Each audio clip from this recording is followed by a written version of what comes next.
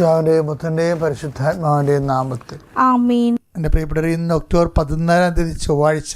അമ്മേ പരിശുദ്ധമേ, അമ്മേ പരിശുദ്ധമേ, ദൈവമാതാവേ, കൃപാസനത്തിലൂടെ ഞങ്ങൾക്കും ഞങ്ങളുടെ ദേശത്തിനും അമ്മ മധ്യസ്ഥം തേടി തന്ന എല്ലാ അനുഗ്രഹങ്ങൾക്കും കൃപകൾക്കും ഞങ്ങളിപ്പോൾ ഹൃദയം നിറഞ്ഞ നന്ദി പറയുന്നു. അമ്മേ പരിശുദ്ധമേ, ദൈവമാതാവേ, 2004 ഡിസംബർ 7-ാം തീയതി ഉച്ചകഴിഞ്ഞ് 2:30 കൃപാസനത്തിൽ സംഭവിച്ച അമ്മയുടെ പ്രത്യക്ഷപ്പെടലിനെ കുറിച്ച് തിരുസഭയ്ക്ക് സമർപ്പിച്ചിരിക്കുന്ന പഠനരേഖകളുടെ മേൽ സഭാത്മകമായ പഠനം ആരംഭിക്കുവാൻ ഞങ്ങൾ പ്രാർത്ഥിക്കുന്നു.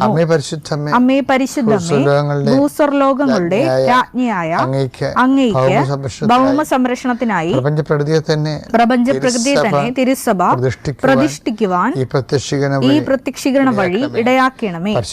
പരിശുദ്ധമ്മേ, ജപമാല മാതാവേ, സകല കൃപാസനം പ്രാർത്ഥനകളോടും ചേർത്ത് ഞങ്ങളിപ്പോൾ പ്രാർത്ഥിക്കുന്ന ഈ കുടുംബത്തിന്റെ പ്രത്യേക നിയോഗം പറമക്കളെ.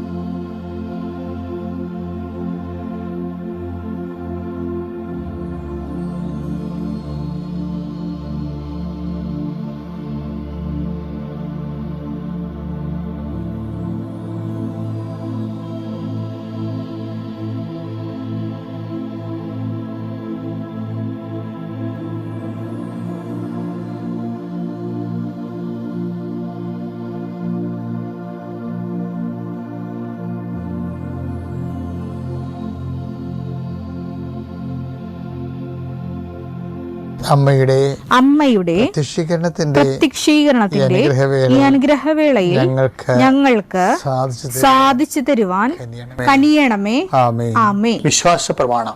സർവശക്തനായ പിതാവും ആകാശത്തിന്റെയും ഭൂമിയുടെയും സൃഷ്ടാവുമായ ദൈവത്തിൽ ഞാൻ വിശ്വസിക്കുന്നു. അവിടുത്തെ ഏകപുത്രനും ഞങ്ങളുടെ കർത്താവുമായ ഈശോമിശിഹായിലും ഞാൻ വിശ്വസിക്കുന്നു. ഈ പുത്രൻ പരിശുദ്ധാത്മാവിനാൽ ഗർഭസ്ഥനായി കന്യകാമറിയത്തിൽ നിന്ന് പിറന്ന് പൊന്തിയോസ് പീലാത്തോസിന്റെ കാലത്ത് പീഡകൾ സഹിച്ച് കുരിശിൽ തറയ്ക്കപ്പെട്ട് മരിച്ച് അടക്കപ്പെട്ട് പാതാളങ്ങളിൽ ഇറങ്ങി മരിച്ചവരുടെ ഇടയിൽ നിന്ന് 3-ാം നാൾ ഉയർത്ത് സ്വർഗത്തിലേക്ക് എഴുന്നള്ളി സർവശക്തിയുള്ള പിതാവായ ദൈവത്തിന്റെ വലതുഭാഗത്തിരിക്കുന്നു. അവിടെ നിന്ന് ജീവിക്കുന്നവരെയും മരിച്ചവരെയും വിധിക്കുവാൻ വരുമെന്നും ഞാൻ വിശ്വസിക്കുന്നു. പരിശുദ്ധാത്മാവിലും ഞാൻ വിശ്വസിക്കുന്നു. വിശുദ്ധ കത്തോലിക്കാ സഭയിലും പുണ്യവാന്മാരുടെ ഐക്യത്തിലും പാപങ്ങളുടെ മോചനത്തിലും ശരീരത്തിന്റെ ഉയർപ്പിലും നിത്യമായ ജീവിതത്തിലും ഞാൻ വിശ്വസിക്കുന്നു. ആമേൻ. സുഖസ്ഥനായ ഞങ്ങളുടെ പിതാവേ, അങ്ങയുടെ നാമം പൂജിതമാകണമേ. അങ്ങയുടെ രാജ്യം വരണമേ. അങ്ങയുടെ തിരുമനസ് സ്വർഗത്തിലെ പോലെ ഭൂമിയിലുമാകണമേ. അന്നു വേണ്ടുന്ന ആഹാരം ഇന്ന് ഞങ്ങൾക്ക് തരണമേ. ഞങ്ങളോട് തെറ്റ് ചെയ്യുന്നവരോട് ഞങ്ങൾ ക്ഷമിക്കുന്നത് പോലെ ഞങ്ങളുടെ തെറ്റുകൾ ഞങ്ങളോടും ക്ഷമിക്കണമേ. ഞങ്ങളെ പ്രലോഭനത്തിൽ ഉൾപ്പെടുത്തരുതേ, തിന്മയിൽ ഞങ്ങൾ രക്ഷിക്കണമേ. ആമേൻ. നന്മ നിറഞ്ഞ മറിയമേ, സ്വസ്തി. കർത്താവ് അങ്ങയുടെ കൂടെ സ്ത്രീകളിൽ അങ്ങ് അനുഗ്രഹിക്കപ്പെട്ടവളാകുന്നു. അങ്ങയുടെ ഉദരത്തിൻ ഫലമായി ഈശോ അനുഗ്രഹിക്കപ്പെട്ടവനാകുന്നു.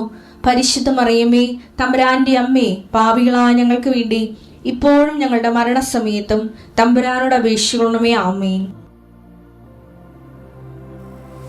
കർത്താവേ, നിന്റെ ഉന്നതമായ നാമത്തിന് സ്വസ്ഥം ചെയ്യുന്ന കർത്താവേ,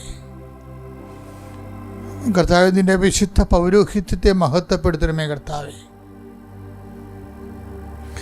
കർത്താവേ, സഭയിലുള്ള സാന്നിധ്യം പ്രകടമാക്കണം. 39 വർഷം ഞാൻ അർപ്പിച്ച കൃപാന്റെ യോഗ്യതയാൽ കൃപാസ്ഥാനത്താരെ ജീവനോടെ പ്രത്യക്ഷപ്പെട്ട പരിശുദ്ധമ്മയുടെ മാധ്യസ്ഥത്തിലെ ഞാൽത്താറയിൽ നടന്ന 10,000-കണക്കിന് ആരാധനയുടെ യോഗശക്തിയാൽ അങ്ങനെ മക്കൾക്ക് വേണ്ടി ഞാൻ പ്രാർത്ഥിക്കുന്നു. ഈശോയെ, വീട്ടിൽ നിന്ന് ഇറങ്ങിപ്പോകുന്നവരുണ്ട് ഈശോയെ, ഓരോരോ കാര്യം സാധിക്കുന്നതിന് വേണ്ടി ഞാൻ നിനക്ക് മുമ്പ് എൻ്റെ ദൂതനയക്കുന്ന അളിച്ച കർത്താവെ, ആ മക്കളുടെ മേലെല്ലാം സഞ്ചാരി മാതാവിൻ്റെ സമയത്തിൻ്റെ അധികാരിയുടെ ദൂത ചൈതന്യം ഉണ്ടാകാൻ ഇടയാക്കണമെന്ന് പ്രാർത്ഥിക്കുന്നു. ജോലിക്ക് വേണ്ടി പരിശ്രമിക്കുന്നവരുണ്ട്, ആശുപത്രി പോകുന്നവരുണ്ട്, പ്രമാണം ചെയ്യാൻ വേണ്ടി പോകുന്നവരുണ്ട്, അഡ്വാൻസ് കൊടുക്കാൻ പോകുന്നവരുണ്ട്, ഇൻ്റർവ്യൂവിന് പോകുന്നവരുണ്ട്.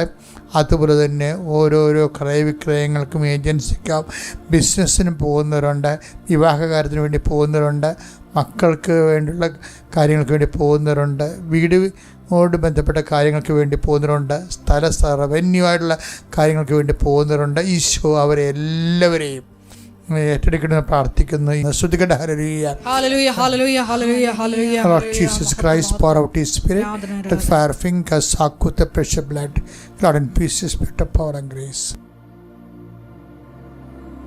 ഞാൻ ചില ആൾക്കാർ പറയവേ, നാളെ ചെയ്യാൻ പറ്റാത്ത കാര്യങ്ങൾ ഇന്ന് ചെയ്യുമെന്ന് നമ്മൾ വീമ്പടിക്കരുത്.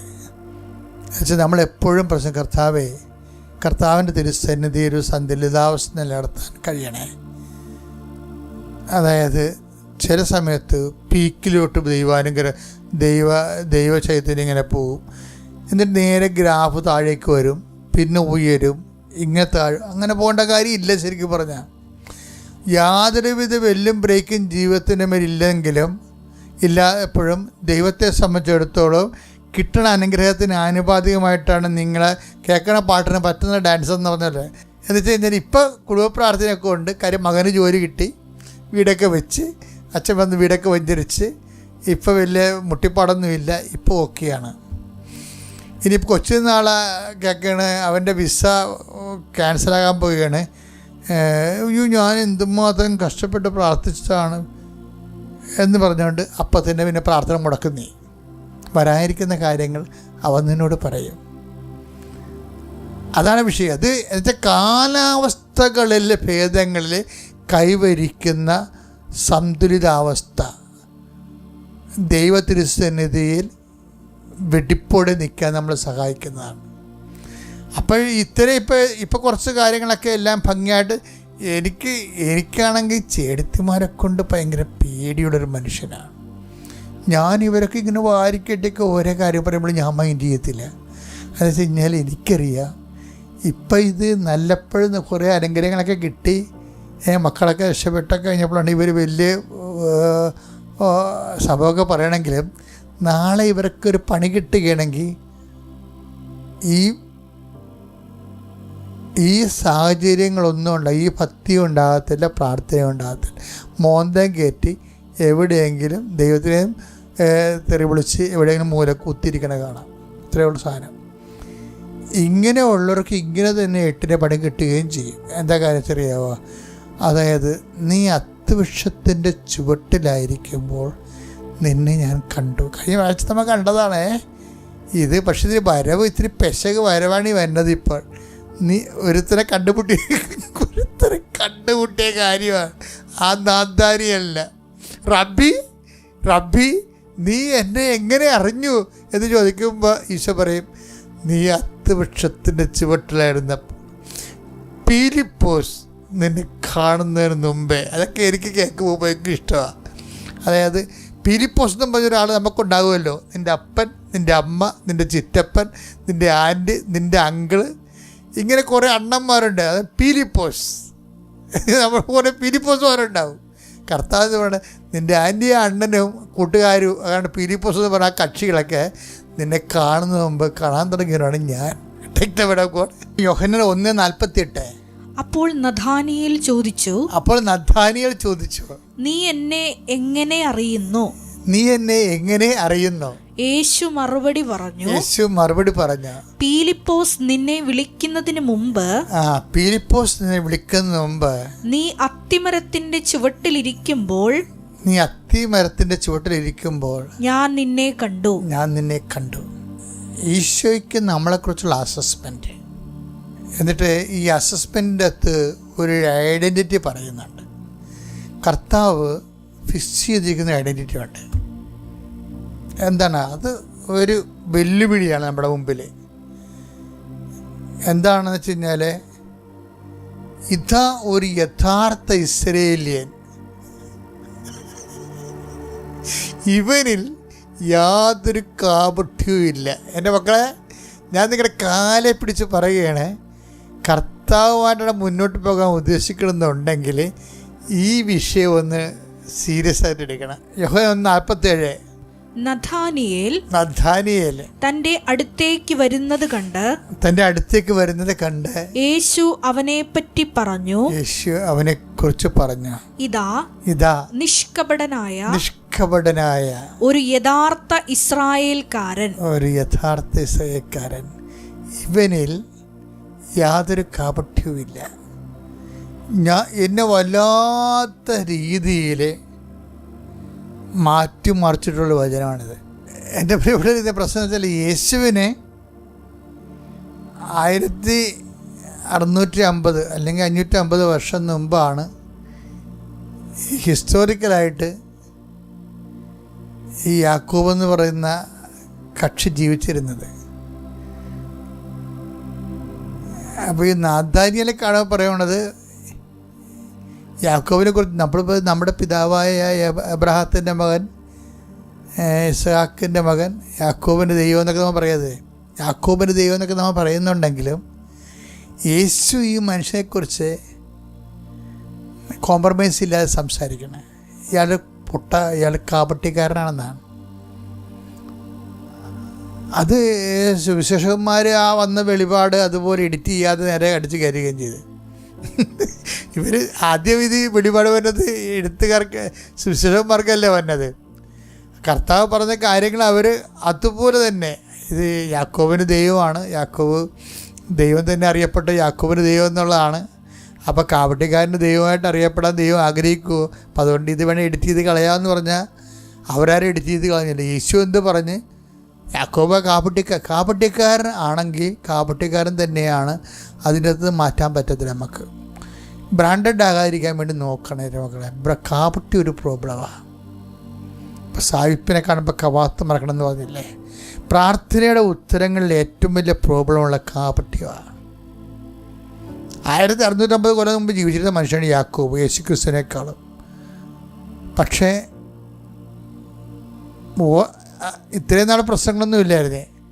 പക്ഷെ കാപട്യമില്ലാത്ത ഒരാളെ കണ്ടപ്പോൾ മറ്റൊരു പണി കിട്ടി. നാഥാനിയേലിനെ കണ്ടപ്പോഴേ, കാപട്യമില്ലാത്തവരെ കണ്ടപ്പോൾ യഥാർത്ഥ കാപട്യക്കാരനെ കർത്താവ് വിളിച്ചത് കൊണ്ടുവരുന്നു. ഇവനിൽ എന്ത് പറയുന്നുണ്ട്, ഇവനിൽ ഈ നാഥാനിയേലിൽ യാതൊരു കാപട്യവും ഇല്ല. അപ്പോൾ തന്നെ ബുദ്ധിയും ബോധമുള്ള മനസ്സിലാക്കണം. എന്താണ്? കാപട്യമില്ലാതെ ജീവിച്ച കർത്താവ് എപ്പോഴായാലും അക്സെപ്റ്റ് ചെയ്യുമെന്ന്. അത്യപൂർവ ദൈവാനുഭവങ്ങൾ ഇനി നിങ്ങൾക്കും സ്വന്തം. ഈ യൂട്യൂബ് ചാനൽ ഇതുവരെ സബ്സ്ക്രൈബ് ചെയ്തിട്ടില്ലെങ്കിൽ ഇപ്പോൾ തന്നെ സബ്സ്ക്രൈബ് ചെയ്യുക.